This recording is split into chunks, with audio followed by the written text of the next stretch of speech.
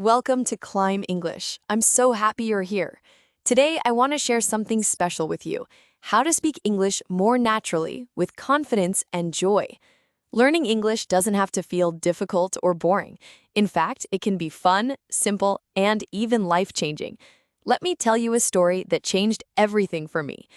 When I first started learning English, I struggled a lot. I didn't feel confident. I was afraid to make mistakes. Every time I tried to speak, I felt nervous and sometimes even embarrassed.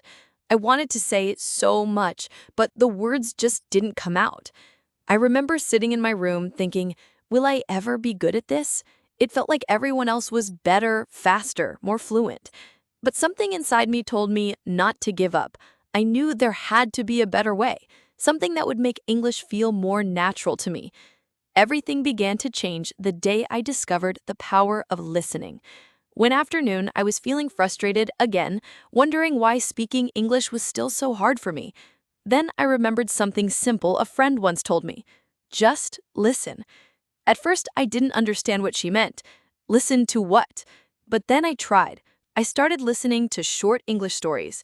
I listened to music. I watched videos where people spoke slowly and clearly. I didn't try to memorize words, I just listened. And slowly, something happened. I began to hear the rhythm of the language. I noticed how people used their voice, how their sentences flowed, how words connected to feelings. Listening made the language feel alive. It was no longer just words in a book. It was real. The more I listened, the more familiar English became.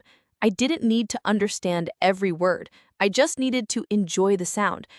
That's when I realized listening is the first step. It's like the seed you plant before anything can grow. Everything starts there. One of the best things I discovered while listening was the power of stories. Stories are more than just practice. They are a feeling. When I listened to a story in English, I felt like I was there, inside the world of the characters. I could see the places, hear the sounds, and feel the emotions. Stories helped me remember words without even trying. They made learning natural. When I listened to stories, I didn't feel like I was studying. I felt like I was connecting with something real. And that connection made everything easier. I started to guess meanings from the situation, from the feelings, from the way the words were used. It wasn't about grammar, it was about understanding.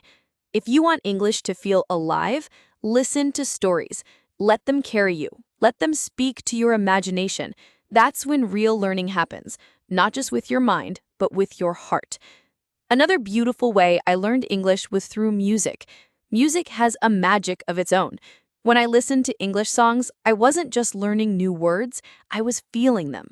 The melody helped me remember the lyrics, and the rhythm helped me speak more naturally.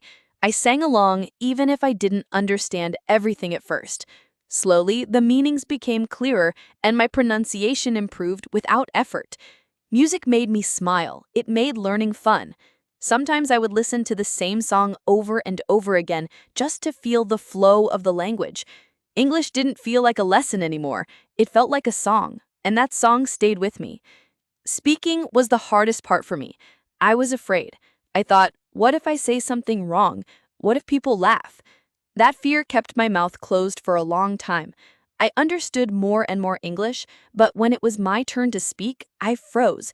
My heart beat fast, my hands felt cold, and the words disappeared from my mind.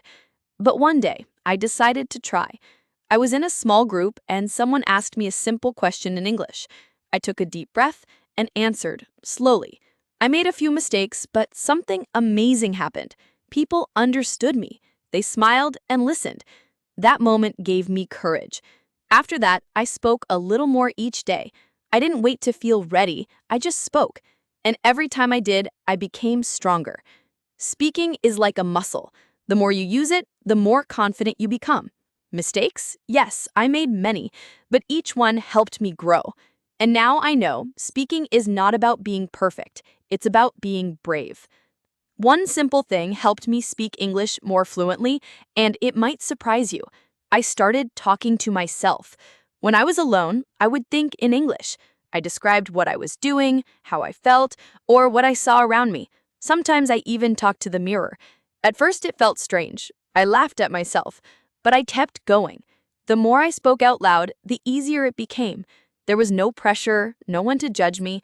I could try new words, make mistakes, and just enjoy the process. Slowly, my confidence grew. I noticed that English started coming to me faster, more naturally. That's when I realized talking to yourself isn't silly. It's smart. It's practice that works. The real change happened when I stopped thinking of English as just a subject to study. I made it part of my daily life.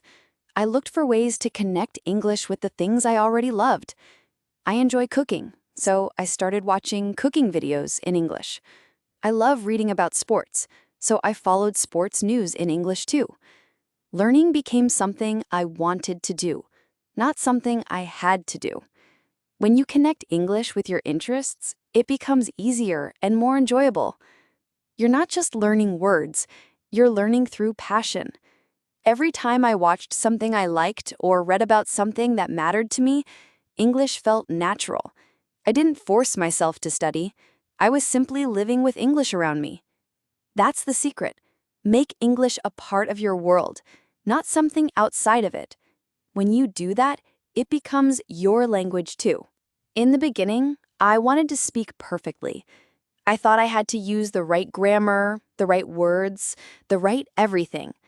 But that idea made me scared. It made me quiet.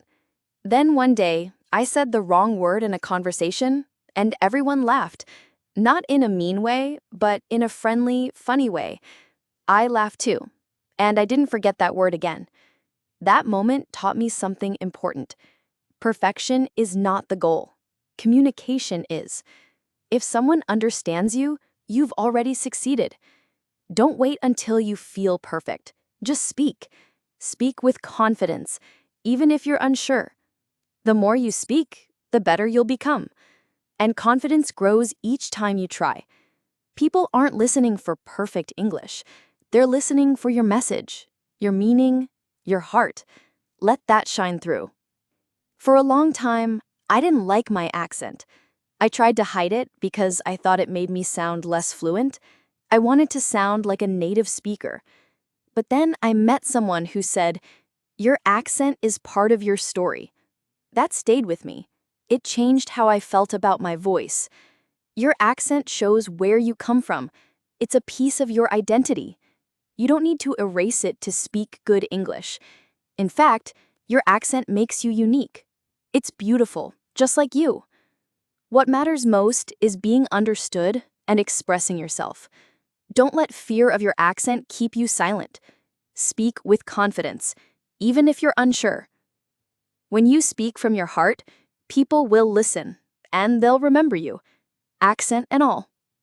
The more I spoke English, the more I realized it wasn't just about language, it was about connection. One day, I met someone from a different country. We didn't share the same culture, but we both knew some English. We talked, we laughed, we learned about each other's lives. That simple conversation made me feel something powerful. Speaking English builds bridges. Every time you speak, you open a door to someone new. You create understanding. You bring people together. Even if you don't speak perfectly, your effort matters. Your words can make someone smile. They can bring comfort, friendship, or even hope. That's the real power of English. It helps you connect, heart to heart, across the world. One day, my younger cousin asked me to help her with English. At first, I wasn't sure I could do it. I was still learning myself. But I said yes. We started with simple words and short sentences. As I explained things to her, I noticed something unexpected. I was learning too. Teaching made me think more deeply about the language. It helped me understand how I used words and why they worked. When you teach someone, even in small ways, you learn twice. You gain confidence, you become more aware, and you share something meaningful. That's a gift, for them and for you. Reading out loud became one of my favorite habits. At first, I just read a few sentences each day. I chose short stories, poems, even the subtitles on videos. As I read, I listened to my own voice. I noticed the way the words sounded, how they flowed together. Slowly, my pronunciation improved. I became more confident speaking out loud. I remember reading a children's book to my little sister. She didn't understand everything, but she loved how it sounded. That moment stayed with me. Reading out loud isn't just practice, it's a way to feel the language.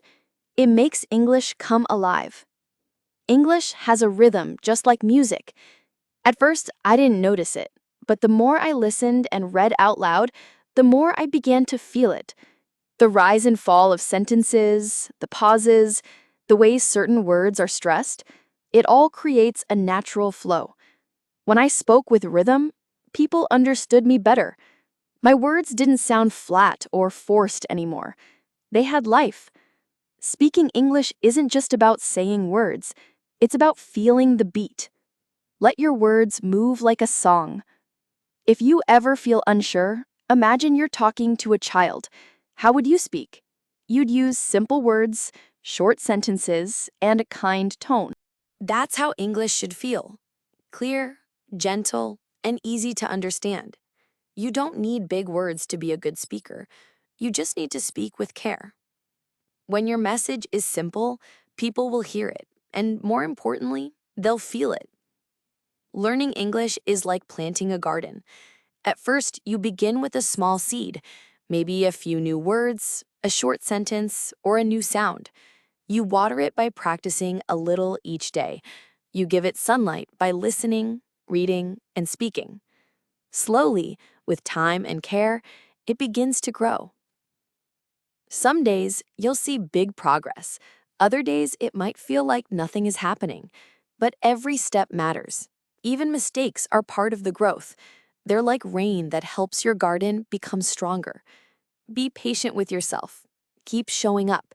Keep speaking, listening, and learning. Your English will bloom, and one day you'll look back and see just how far you've come. Every day is a new chance to learn. You don't have to be perfect. You just have to keep going. Speak with your heart. Trust your journey. Your voice matters, and your story deserves to be heard. If you found this helpful, don't forget to like and subscribe. And if you have your own story about learning English, share it in the comments. I'd love to hear it.